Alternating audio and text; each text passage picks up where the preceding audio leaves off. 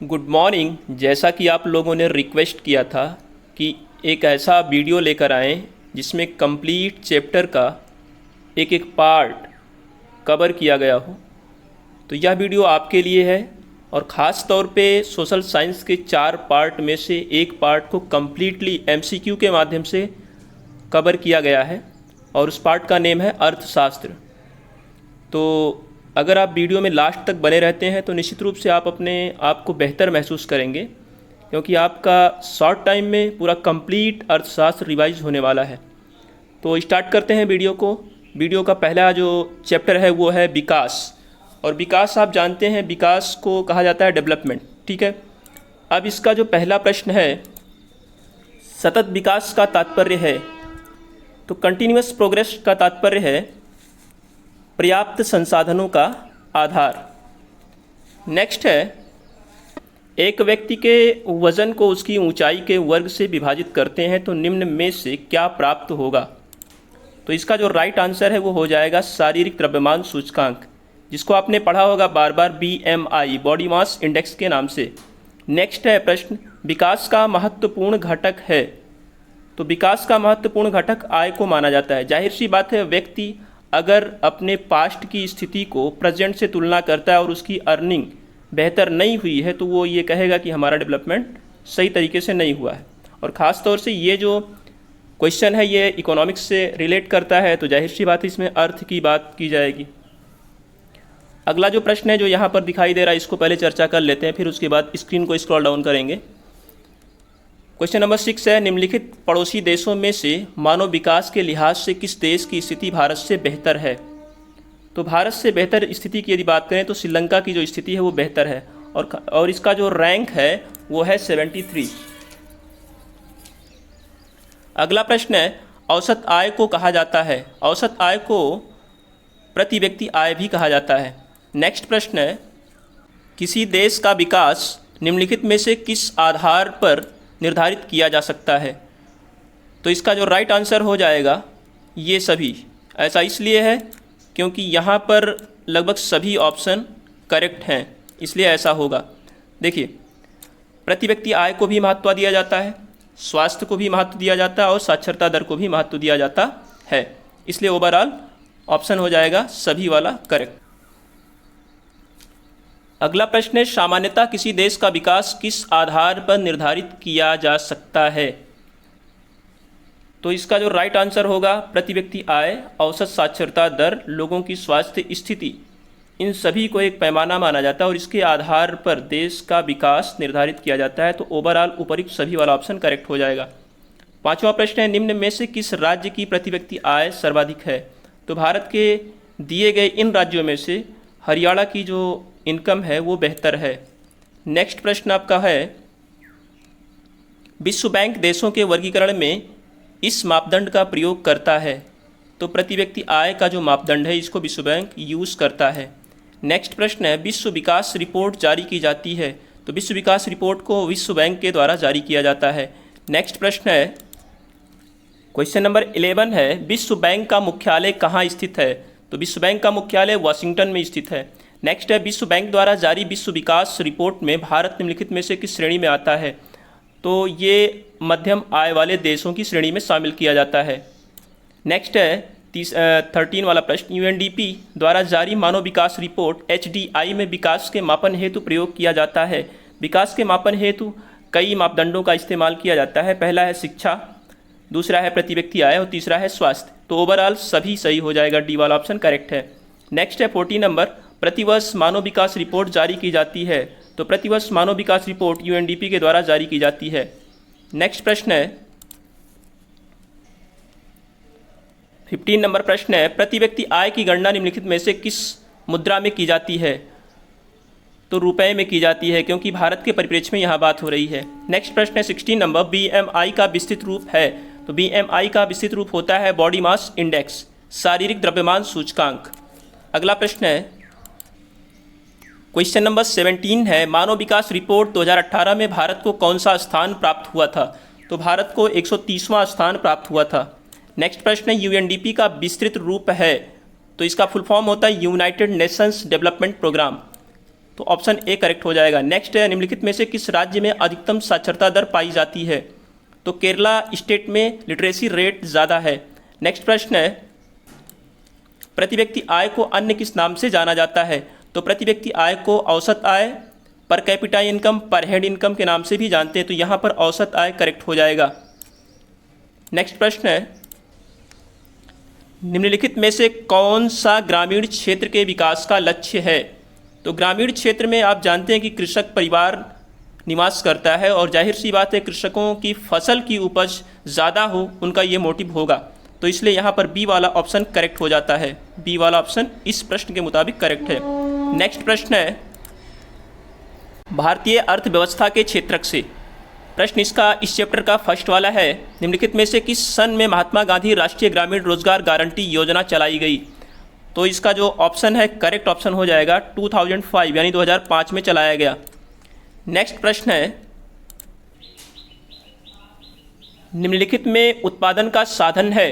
तो उत्पादन का साधन हो जाएगा कैपिटल, पूंजी, क्योंकि पूंजी अगर नहीं होगा तो कोई भी काम हो नहीं सकता, इसलिए मेन जो साधन है पूंजी को ही कहा जाता है। नेक्स्ट है, एक वस्तु का अधिकांशतः प्राकृतिक प्रक्रिया से उत्पादन कहा जाता है? तो प्राकृतिक प्रक्रिया से उत्पादन केवल और केवल प्राइमरी सेक्टर में होता है। जहाँ पर भी लैंड, सॉयल एंड वाटर का यूज़ करके कोई भी प्रोडक्शन होगा तो उसे प्राइमरी सेक्टर से बिलोंग किया जाएगा। नेक्स्ट प्रश्न है, अर्थव्यवस्था के सार्वजनिक तथा निजी क्षेत्रक निम्नलिखित में से किस आधार पर विभाजित किए गए हैं? तो अर्थव्यवस्था के ये जो दोनों क्षेत्रक हैं ये उद्यमों के स्वामित्व के आधार पर विभाजित किए गए हैं। नेक्स्ट प्रश्न है, आर्थिक कार्यों के आधार पर किस देश की अर्थव्यवस्था को विभाजित किया जा सकता है? किसी देश की अर्थव्यवस्था को विभाजित किया जा सकता है। तो जाहिर सी बात है भाई, जितनी भी इकोनॉमिक एक्टिविटी होती है उसे 3 सेक्टर्स में बांटा गया है, प्राइमरी, सेकेंडरी एंड टेरिटरी। तो ओवरऑल यहाँ पर सभी वाला ऑप्शन करेक्ट हो जाएगा। नेक्स्ट है आपका, प्राथमिक क्षेत्रक में सम्मिलित आर्थिक गतिविधि है? तो कृषि प्राइमरी सेक्टर से बिलोंग करता है, पशुपालन प्राइमरी सेक्टर से बिलोंग करता है, मत्स्य भी प्राइमरी सेक्टर से बिलोंग करता है। तो ओवरऑल यहाँ पर डी वाला ऑप्शन करेक्ट हो जाएगा प्रश्न के मुताबिक। 7 है, उद्योगों को किस क्षेत्रक में शामिल किया जाता है? तो जो इंडस्ट्रीज हमारे हैं उनको सेकेंडरी सेक्टर में इंक्लूड किया जाता है। नेक्स्ट प्रश्न है, सेवा क्षेत्रक को अन्य किस नाम से भी जाना जाता है? तो सेवा क्षेत्रक को तृतीय क्षेत्रक के रूप में भी जाना जाता है। नेक्स्ट प्रश्न है, अर्थव्यवस्था को कौन सा क्षेत्रक लोगों को सर्वाधिक रोजगार प्रदान करता है? तो सर्वाधिक रोजगार देने वाला वर्तमान में जो सेक्टर है वो है टेरिटरी सेक्टर। नेक्स्ट क्वेश्चन है, 10वां प्रश्न है, निम्न में से किस क्षेत्रक को कृषि क्षेत्रक कहते हैं? अथवा निम्न में से किसको कृषि एवं सहायक क्षेत्रक भी कहते हैं? तो इसको बार बार बताया आपको कि भाई प्राइमरी सेक्टर ही इसका नाम है, चाहे आप उसको कृषि एवं सहायक क्षेत्रक बोलिए या फिर कृषि क्षेत्रक बोलिए। 11 नंबर प्रश्न है, जीडीपी का विस्तृत रूप है ग्रॉस डोमेस्टिक प्रोडक्ट ही इसका राइट आंसर हो जाएगा, सकल घरेलू उत्पाद। नेक्स्ट प्रश्न है, भारत में सकल घरेलू उत्पाद का मापन कौन करता है? तो केंद्र सरकार करवाता है और केंद्र सरकार के अंदर एक जो है विभाग है CSO, सेंट्रल स्टैटिस्टिकल ऑफिस, केंद्रीय सांख्यिकी कार्यालय, यही इस आंकड़े को कलेक्ट करता है और उसका मेजरमेंट करता है। नेक्स्ट प्रश्न है, निम्नलिखित में से किस क्षेत्र में सम्मिलित किया जाता है? अथवा सेवाओं को किस क्रियाकलाप क्षेत्र के अंतर्गत रखा जाता है? जब तक मैं स्क्रीन को स्क्रॉल डाउन करता हूं तब तक आप अपना आंसर कमेंट बॉक्स में नीचे जरूर करें। हमें लगता है आपने आंसर कर दिया होगा और आपने करेक्ट आंसर ही किया होगा, ऐसा मुझे उम्मीद है, क्योंकि थर्ड सेक्टर ही इसको कहते हैं। तो यहाँ पर सी वाला ऑप्शन आपका हो जाएगा करेक्ट। नेक्स्ट प्रश्न है 14 नंबर, महात्मा गांधी राष्ट्रीय ग्रामीण रोजगार गारंटी अधिनियम 2005 मनरेगा कितने दिन का रोजगार की गारंटी देता है? तो ये हो जाएगा 100 दिन के रोजगार की गारंटी देता है। नेक्स्ट 15 नंबर प्रश्न है, मनरेगा में न्यूनतम मजदूरी कितनी है? तो ये जो नियरेस्ट वैल्यू है 300 के अप्रॉक्स है। पहले शुरुआती दौर में 261 रुपये हुआ करता था, लेकिन बढ़ा करके 289 किया गया है, इसलिए 289 के नज़दीक 300 वाला फिगर है, तो उसको मैंने सही मान लिया है। 16 नंबर प्रश्न है, अल्प बेरोजगारी किस क्षेत्रक में पाई जाती है? तो अल्प बेरोजगारी कृषि क्षेत्रक में पाई जाती है। नेक्स्ट प्रश्न है 17 नंबर प्रश्न है, निम्नलिखित में कौन सा व्यक्ति अर्थव्यवस्था के प्राथमिक क्षेत्र से संबंधित है? तो यहाँ पर कुछ लोगों के पेशे के आधार पर व्यक्ति को डिफाइन किया गया है। तो मछुआरा हो गया, डाकिया और शिक्षक और व्यापारी। तो मछुआरा जो है ये प्राइमरी सेक्टर से बिलोंग करता है, बाकी डाकिया जो है प्राइमरी से बिलोंग नहीं करता है, शिक्षक भी नहीं और व्यापारी भी नहीं। अगला प्रश्न है 18वां प्रश्न है, निम्नलिखित में से कौन सा व्यक्ति असंगठित क्षेत्र के अंतर्गत आता है? तो कृषि मजदूर ये असंगठित क्षेत्र के अंतर्गत आता है। नेक्स्ट प्रश्न है 19 नंबर प्रश्न है, द्वितीयक क्षेत्र को अन्य किस नाम से जाना जाता है? तो सेकेंडरी सेक्टर को इंडस्ट्रियल सेक्टर के नाम से भी जानते हैं। तो राइट आंसर हो जाएगा सी वाला ऑप्शन आपका करेक्ट, यानी कि औद्योगिक क्षेत्र। 20 नंबर प्रश्न है, सार्वजनिक क्षेत्र तथा निजी क्षेत्र के विभाजन का आधार है? तो विभाजन का मेन आधार है उद्यमों का स्वामित्व। 21 नंबर प्रश्न है आपका, निम्नलिखित में से कौन सी गतिविधि प्राथमिक क्षेत्र के अंतर्गत आती है? तो खनन की जो एक्टिविटी है यह प्राइमरी सेक्टर से बिलोंग करता है। नेक्स्ट प्रश्न आपका है, सूचना एवं संचार प्रौद्योगिकी का आर्थिक क्षेत्रक। तो देखिए, सूचना है इंफॉर्मेशन एंड इंफॉर्मेशन टेक्नोलॉजी, इसमें ज्ञान की आवश्यकता होती है और ज्ञान आधारित भी एक क्षेत्रक बनाया गया जिसे कहा जाता है चतुर्थ क्षेत्रक। तो इस प्रश्न के मुताबिक आपका राइट आंसर होगा ये डी वाला ऑप्शन करेक्ट। नेक्स्ट है 23rd प्रश्न जो आपका है 23 नंबर वाला, औद्योगिक क्रियाओं को किस आर्थिक क्षेत्र के अंतर्गत रखा जाता है? तो इंडस्ट्रियल जो एक्टिविटीज़ होंगी उसे रखा जाएगा सेकेंडरी सेक्टर में रखा जाएगा। नेक्स्ट प्रश्न है, अगले अध्याय मुद्रा और साक्ष्य, जो कि आपके अर्थशास्त्र का तीसरा अध्याय है। इसका पहला प्रश्न है, मुद्रा का निर्गमन किसके द्वारा किया जाता है? तो मुद्रा का निर्गमन आप जानते हैं कि भारत में बैंकों का बाप किसे कहा जाता है? तो आरबीआई को कहा जाता है, इसलिए इस ऑप्शन का करेक्ट ऑप्शन होगा भारतीय रिजर्व बैंक। सेकंड नंबर प्रश्न है, भारत में करेंसी नोट जारी करने का एकाधिकार किसे प्राप्त है? तो करेंसी नोट जारी करने का एकाधिकार रिजर्व बैंक ऑफ इंडिया को प्राप्त है। नेक्स्ट प्रश्न है, तीसरा प्रश्न है, विनिमय की प्रक्रिया के अंतर्गत आता है वस्तु विनिमय, क्रय विक्रय। तो यहाँ पर विनिमय का मतलब होता है एक्सचेंज, लेन देन। तो फिर यहाँ पर आपका हो जाएगा सी वाला ऑप्शन करेक्ट होगा। ठीक है, उसके बाद है 4th नंबर प्रश्न है, वस्तु विनिमय संबंधित है। वस्तु विनिमय जो संबंधित है ये है वस्तुओं के आदान प्रदान से या वस्तुओं के लेन देन से। तो यहाँ पर डी वाला ऑप्शन हो जाएगा करेक्ट, यानी कि वस्तुओं के आपसी लेन देन से। अगला प्रश्न है 5वां प्रश्न है, विनिमय क्रिया में कम से कम होना चाहिए 2 पक्ष होना चाहिए। भाई आप किससे लेन देन करेंगे? एक रिसीवर होना चाहिए और एक गिवर होना चाहिए, तभी जा कर के एक्सचेंज की जो प्रक्रिया है वह कंप्लीट होगी, इसलिए 2 पक्ष इसमें ज़रूरी होता है। क्वेश्चन नंबर 6 है, विनिमय का माध्यम है? विनिमय का माध्यम मुद्रा है यहाँ पर। ठीक है, 7वां प्रश्न है, भारतीय मुद्रा का नाम है? तो भारतीय मुद्रा का नाम है रुपया, यानी कि रुपया। ऑप्शन ए सही हो जाएगा। रिजर्व बैंक ऑफ इंडिया की स्थापना कब हुई थी? तो रिजर्व बैंक ऑफ इंडिया की स्थापना, जो कि आपका 8वां प्रश्न है, 1 अप्रैल 1935 को की गई थी, जिसे बैंकों का बाप भी कहा जाता है। ऐसा इसलिए क्योंकि ये अन्य बैंकों को लाइसेंस प्रोवाइड करने का काम करता है। 9वां प्रश्न है, ऋण के औपचारिक स्रोतों में शामिल नहीं है? बैंक तो शामिल किया जाता है, सहकारी समिति भी शामिल है, नियोक्ता ये नहीं शामिल होता है। नेक्स्ट प्रश्न है 10वां प्रश्न है, निम्नलिखित में से किस वर्ष बांग्लादेश ग्रामीण बैंक की स्थापना की गई? तो बांग्लादेश ग्रामीण बैंक की स्थापना मोहम्मद यूनुस ने 1983 में की थी, लेकिन फिलहाल यहाँ पर कोई ऑप्शन नहीं दिख रहा है, तो नियर बाई जो ऑप्शन है उसको हम करेक्ट मानते हुए प्रश्न को आगे बढ़ाते हैं। तो मोहम्मद यूनुस जो कि एक नोबेल पुरस्कार पर्सन है, उन्होंने प्राप्त किया था और वर्तमान में वो बांग्लादेश के प्रधानमंत्री हैं। जब जो सिटिंग प्राइम मिनिस्टर वहाँ की थी शेख हसीना, क्राउड ने उन्हें सत्ता से हटने के लिए विवश किया, तो उस समय वो इमरजेंसी में फ़्लाइट के माध्यम से इंडिया में लैंड की और वर्तमान में इंडिया में शरण लिए हुए हैं और उनके आने के बाद से ही मोहम्मद यूनुस वहाँ की सरकार संभाल रहे हैं।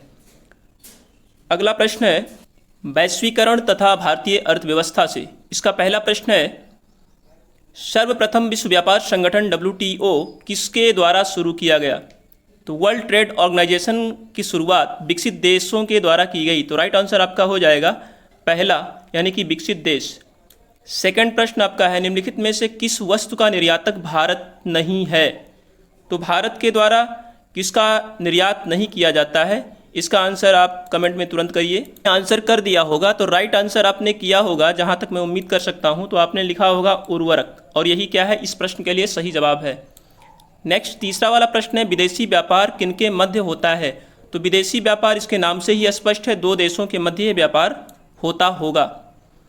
अगला प्रश्न है, संगठित क्षेत्र की विशेषता नहीं है। तो रोजगार की अवधि नियमित होती है, ये बिल्कुल उसकी जो है विशेषता है। सरकार द्वारा पंजीकृत होता है, हाँ ये भी विशेषता है। सरकारी नियमों का अनुपालन होता है, ये भी विशेषता है। असुरक्षित रोजगार, ये इसकी विशेषता नहीं है। इस प्रश्न के मुताबिक आपका आंसर ये होगा। अगला पांचवा प्रश्न है, असंगठित क्षेत्र में रोजगार नहीं है। तो असंगठित क्षेत्र में रोजगार नियमित नहीं होता है, बल्कि असुरक्षित तो है, अनियमित भी है। सवेतन अवकाश का इसमें तो मैच करेगा नहीं, इसमें अगर हम फिल करते हैं तो सेंटेंस में मैच नहीं करेगा, इसलिए ये वाला आपका ऑप्शन होगा करेक्ट, ए नियमित। अगला प्रश्न है छठवां, किसी वर्ष में उत्पादित ... के कुल मूल्य को सकल घरेलू उत्पाद कहते हैं। तो यहाँ जो सही आंसर होगा, सभी अंतिम वस्तुओं और सेवाओं के मूल्य को सकल घरेलू उत्पाद कहा जाता है। अगला प्रश्न आपका है सातवां प्रश्न है, कपास एक ... उत्पाद है। तो कपास कैसा उत्पाद है भाई? प्राकृतिक उत्पाद है, यानी कि राइट आंसर आपका हो जाएगा ए। आठवां प्रश्न है, स्वामित्व के आधार पर क्षेत्रकों को कितने भागों में बांटा जाता है? तो स्वामित्व के आधार पर क्षेत्रकों को दो भागों में बांटा जाता है, सार्वजनिक और निजी। तो राइट आंसर हो जाएगा सी, जिसमें लिखा है ए और वी। विश्व व्यापार संगठन की स्थापना हुई। तो विश्व व्यापार संगठन की जो स्थापना है वह हुआ है 1 जनवरी 1995 या 1995 को। अगला प्रश्न है, विश्व व्यापार संगठन की स्थापना कहाँ हुई? तो विश्व व्यापार संगठन की जो स्थापना है वह जिनेवा में हुई। अगला प्रश्न है 11वां प्रश्न है, WTO का विस्तृत रूप क्या है? तो WTO यानी कि वर्ल्ड ट्रेड ऑर्गेनाइजेशन इसका पूरा नाम है, और यहाँ पर मैच कर रहा है ऑप्शन ए, ये करेक्ट आंसर हो जाएगा। 12वां है, देशों के तीव्र एकीकरण की प्रक्रिया क्या कहलाती है? तो वैश्वीकरण के नाम से इसे जाना जाता है। 13वां प्रश्न है, विश्व व्यापार संगठन WTO के वर्तमान सदस्य देशों की संख्या कितनी है? तो वर्तमान में जो सदस्य देशों की संख्या प्राप्त आंकड़ों के अनुसार 164 है। अगला प्रश्न है 14 नंबर का, फोर्ड मोटर्स जो अमेरिकी कंपनी है निर्माण करती है, तो फोर्ड मोटर्स के द्वारा मोटर गाड़ी का निर्माण किया जाता है। 15वां प्रश्न है, वैश्वीकरण ने जीवन स्तर के सुधार में सहायता पहुंचाई। तो वैश्वीकरण के माध्यम से विकसित देशों के लोगों ने उसका लाभ उठाया। ऑप्शन ए कह रहा था सभी लोगों के, ऐसा नहीं है। दूसरा वाला ऑप्शन तो ऑलरेडी करेक्ट है, लेकिन तीसरा क्या कहता है उसको देख लेते हैं, विकासशील देशों के श्रमिकों के उपयुक्त में से कोई नहीं। तो केवल बी ऑप्शन करेक्ट है, जिसका अर्निंग अच्छा है तो वैश्वीकरण हुआ, अन्य देशों के सामान उनके देश में आसानी से मिलने लगे, जिससे उनको लाभ पहुंचा। 16 नंबर का प्रश्न है, विश्व के देशों में बहुराष्ट्रीय कंपनियों द्वारा निवेश का सबसे अधिक सामान्य मार्ग कौन सा है? तो बहुराष्ट्रीय कंपनियों के द्वारा अगर किसी दूसरे देश में अपनी कंपनी को अस्तित्व में लाना है तो निवेश का एक सामान्य मार्ग उनका ये है कि धीरे धीरे वो वहाँ की जो स्थानीय कंपनी है उसको खरीद लें, या डायरेक्ट भी खरीद सकते हैं। तो स्थानीय कंपनियों को खरीद लेना ये सामान्य मार्ग की श्रेणी में आता है। अगला प्रश्न है, वैश्वीकरण के विगत 2 दशकों में द्रुत आवागमन देखा गया है। तो इसका आंसर है ऑप्शन ए है, देशों के बीच वस्तुओं, सेवाओं, लोगों का निवेशों का। तो यही कंप्लीट मीनिंग रखता है, द्रुत आवागमन यानी कि तीव्रतम तरीके से आवागमन बढ़ा है, तो ये ऑप्शन हो जाएगा करेक्ट। बाकी जो लिखे गए हैं देशों के बीच वस्तुओं, सेवाओं और निवेशों का नहीं हो सकता है, क्योंकि यहाँ लोगों को नहीं जोड़ा है। इसके अलावा देशों के बीच वस्तुओं, निवेशों और लोगों का, तो फिर यहाँ पर जो है एक दूसरा ऑप्शन छोड़ दिया है, सेवा नहीं दिया गया है। इस तरीके से ओवरऑल ए वाला ऑप्शन करेक्ट है। 18वां प्रश्न, निम्नलिखित में से कौन सा एक विकसित देश है? विकसित देश, देखो भारत की बात करें तो अभी भारत डेवलपिंग स्टेज में है, ब्राज़ील की बात करें ये भी डेवलपिंग स्टेज में है, और बांग्लादेश ऑलरेडी डेवलपिंग स्टेज में है। तो बचता है फ्रांस। फ्रांस विकसित देश की श्रेणी में आता है। अगला प्रश्न है, भारत में आर्थिक उदारीकरण की शुरुआत कब हुई? तो भारत में आर्थिक उदारीकरण की शुरुआत, इसकी जो शुरुआत हुई है वो 1991 में हुई है। अच्छा, आर्थिक उदारीकरण से संबंधित कुछ बातें हैं कि भारत में जो 24 जुलाई 1991 में आर्थिक उदारीकरण की शुरुआत हुई, उस समय प्रधानमंत्री कौन थे? तो पीवी नरसिम्हा राव थे उस समय, और वित्त मंत्री स्वर्गीय डॉक्टर मनमोहन सिंह, जो इस समय दुनिया में नहीं है, वो थे। उसी समय जो है इसकी शुरुआत हुई थी। तो इस तरीके से ये आपका प्रश्न का जवाब था। अगला प्रश्न है, नए चैप्टर उपभोक्ता अधिकार, जो कि आपके बुक का 5वां चैप्टर है, और इसका पहला प्रश्न है, भारत में उपभोक्ता संरक्षण अधिनियम कब लागू किया गया? तो ये आपको पता होगा कि भाई इसे शॉर्ट फॉर्म में कोपरा। राइट आंसर इसका है 1986। अगला प्रश्न है सेकंड नंबर, राष्ट्रीय उपभोक्ता दिवस कब मनाया जाता है? तो राष्ट्रीय उपभोक्ता दिवस 24 दिसंबर को मनाया जाता है। क्यों मनाया जाता है? क्योंकि इस दिन कोपरा को लागू किया गया। क्वेश्चन नंबर थर्ड है, उपभोक्ता अधिकारों में सम्मिलित है प्रतिनिधित्व का अधिकार? बिल्कुल। इसके अलावा क्षतिपूर्ति का अधिकार, हाँ ये भी शामिल है। उसके बाद सी वाला है चुनने का अधिकार, बिल्कुल। तो ओवरऑल अगर तीनों सही है तो फिर लास्ट में एक विकल्प दिया गया है ये सभी, तो ये आपका करेक्ट आंसर हो जाएगा। नेक्स्ट है चौथा प्रश्न, एमआरपी का विस्तृत रूप है? एमआरपी का विस्तृत रूप होता है मैक्सिमम रिटेल प्राइस, ये करेक्ट आंसर आपका हो जाएगा। अगला प्रश्न आपका है, पांचवा प्रश्न है, भारत में आरटीआई, जिसे राइट टू इन्फॉर्मेशन एक्ट कहा जाता है, कब लागू किया गया? तो आरटीआई की जो शुरुआत है वो 2005 में हुई। छठवां प्रश्न, कोपरा के नाम से प्रसिद्ध है? तो कोपरा के नाम से जो प्रसिद्ध है वह है उपभोक्ता सुरक्षा अधिनियम 1986। अगला प्रश्न, सातवां प्रश्न है, कोपरा के अंतर्गत उपभोक्ता विवादों के निपटारे के लिए स्थापित किया गया है।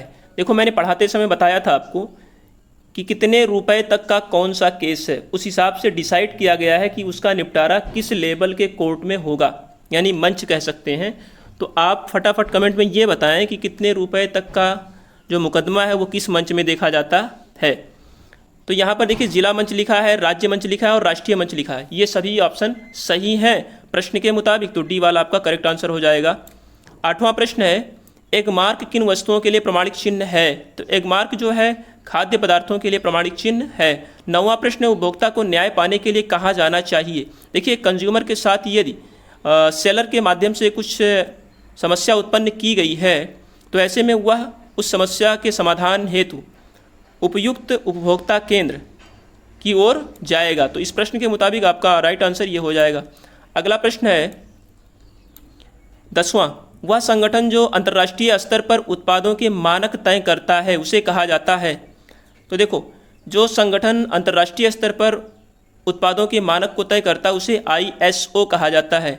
अगर इसके फुल फॉर्म की बात करें तो फुल फॉर्म इसका है इंटरनेशनल ऑर्गेनाइजेशन फॉर स्टैंडर्डाइजेशन। 11वां प्रश्न है, वह प्रक्रिया जिसमें किसी खाद्य पदार्थ की गुणवत्ता को किसी अन्य पदार्थ की मिलावट के माध्यम से कम किया जाता है? तो इसका जो राइट आंसर होगा वह होगा मिलावट, और मिलावट आप अच्छे तरीके से समझते हैं, हर चीज़ में वर्तमान समय में मिलावट है। 12वां प्रश्न है, निम्नलिखित में से कौन सार्वजनिक सेवाओं के अंतर्गत आता है? तो डाक सेवाएं सार्वजनिक क्षेत्र के अंतर्गत आएंगी या सार्वजनिक सेवाओं के अंतर्गत शामिल की जाती हैं? अगला प्रश्न है 13वां, सूचना का अधिकार अधिनियम कब पारित किया गया था? तो सूचना का अधिकार अधिनियम अक्टूबर 2005 में पारित किया गया था।